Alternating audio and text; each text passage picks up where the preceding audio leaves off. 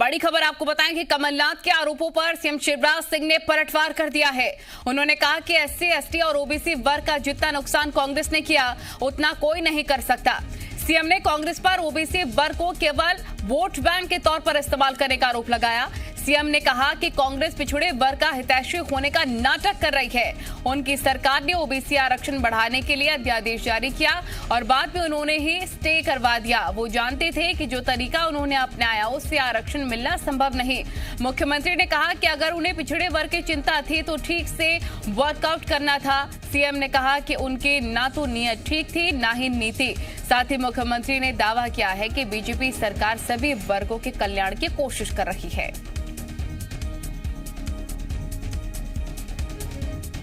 तो आप देखिए, बार पलटवार लगातार जारी है एससी, ओबीसी वर्ग को लेकर।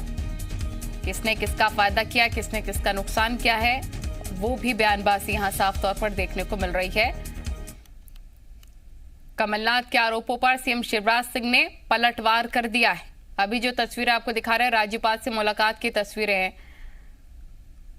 दूसरी तस्वीर भी आप देखिए, जब पूर्व सीएम कमलनाथ पहुंचे थे मिलने के लिए। हालांकि इन सबके बीच एससी, एसटी वर्ग को लेकर भी काफी चर्चाएं चल रही हैं। पूर्व सीएम जब कल मिले थे राज्यपाल से, उन्होंने कहा कि मैंने राज्यपाल को अवगत कराया है कि एससी, एसटी वर्ग के साथ, अनुसूचित जाति जनजाति के साथ ठीक नहीं हो रहा है प्रदेश में, उनके लिए कुछ सोचा जाए। तमाम शिकायतें वो करते हुए नजर आए थे राज्यपाल से। ये दो तस्वीरें आपको दिखा रहे हैं, आज की मुलाकात की तस्वीरें और कल पूर्व सीएम कमलनाथ ने मुलाकात की थी राज्यपाल के साथ।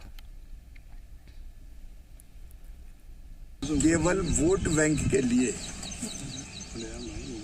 अध्यादेश जारी कर दिया गया और बाद में इन्हीं ने स्टे करवा दिया।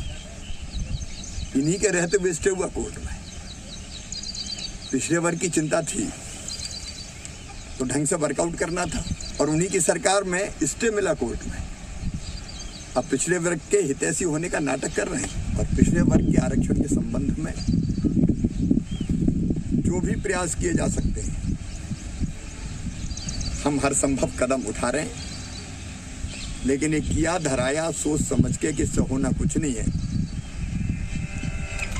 खुद के लोगों को कोर्ट में भेज के स्टे दिलवा देना, और वो जानते थे कि जिस ढंग से उन्होंने किया उससे आरक्षण मिलना ही नहीं है। तो ये सब पास तो उनका किया धरा है। प्रमोद जी मेरा रिपोर्टर तमाम जानकारी के साथ लाइव जुड़ गए हैं। प्रमोद, ज्यादा हितैषी कौन है ओबीसी, एसटी वर्ग का, ये बताने की पूरी कोशिश दोनों ही पार्टियां करती हुई नजर आ रही हैं। लेकिन आने वाले चुनावों के मद्देनजर ओबीसी वोट बैंक की राजनीति बनकर रह गया क्या? देखिए, ये तो भविष्य बताएगा, लेकिन पूर्व मुख्यमंत्री कमलनाथ ने कल राज्यपाल से मुलाकात की थी और उन्होंने कहा था कि उन्होंने एससी, एसटी और ओबीसी वर्ग को लेकर चर्चा की है कि इनके साथ मध्य प्रदेश में ठीक नहीं हो रहा है। देखिए, ये बात कमलनाथ ने कही। आज मुख्यमंत्री ने मुलाकात की तो उन्होंने मीडिया से कहा और मीडिया में ये बात निकलकर सामने आई कि उन्होंने ये सौजन्य मुलाकात की।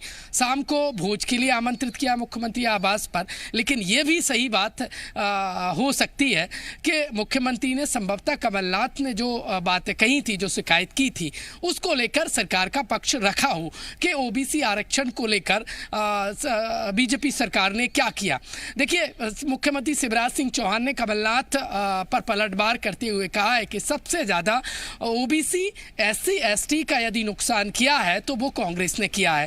कांग्रेस ने जो आरक्षण को लेकर अध्यादेश जारी किया गया तो उस पर ठीक से वर्कआउट नहीं किया गया। ठीक से वर्कआउट ना करने का आरोप मुख्यमंत्री ने लगाया और उन्होंने कहा है कि इन्हें पहले से पता था कि ये जो आरक्षण का ये जो अध्यादेश जारी कर रहे हैं, ये इसका लाभ ओबीसी वर्ग को नहीं मिल पाएगा।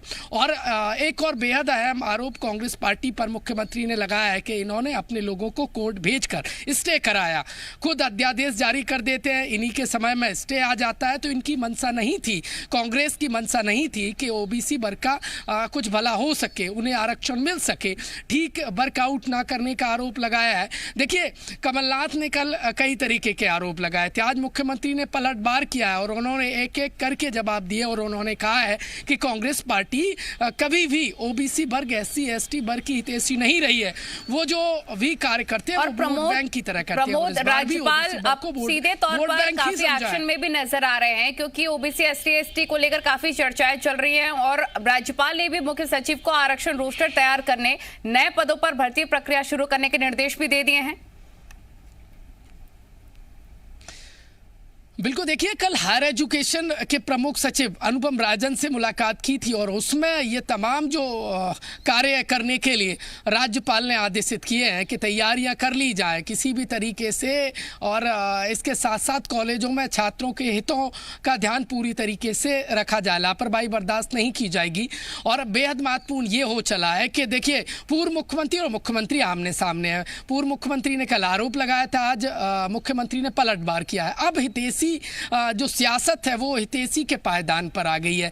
SC ST और OBC का असली हितैषी कौन है, कल कांग्रेस पार्टी ने अपने आप को बताया था, तो आज मुख्यमंत्री ने पलटवार करते हुए कांग्रेस की मंशा पर क्वेश्चन मार्क लगाया और उन्होंने कहा है कि जो आरक्षण को लेकर उस समय की कमलनाथ सरकार ने जो अध्यादेश जारी किया था वो ठीक वर्कआउट ना होने का परिणाम था। इसके साथ साथ कांग्रेस की एक और मंशा पर आरोप लगाया है कि कमलनाथ सरकार के समय ही कांग्रेसी जो है वो कोर्ट चले जाते हैं, स्टे ले आते हैं। ये कांग्रेसियों की मंशा जाहिर करते हैं, उन्होंने वर्कआउट नहीं किया था, वो सिर्फ वोट बैंक की तरह ओबीसी वर्ग को अपने साथ रखना चाहते थे और कांग्रेस ने इसी मंशा के साथ ये अध्यादेश जारी किया था।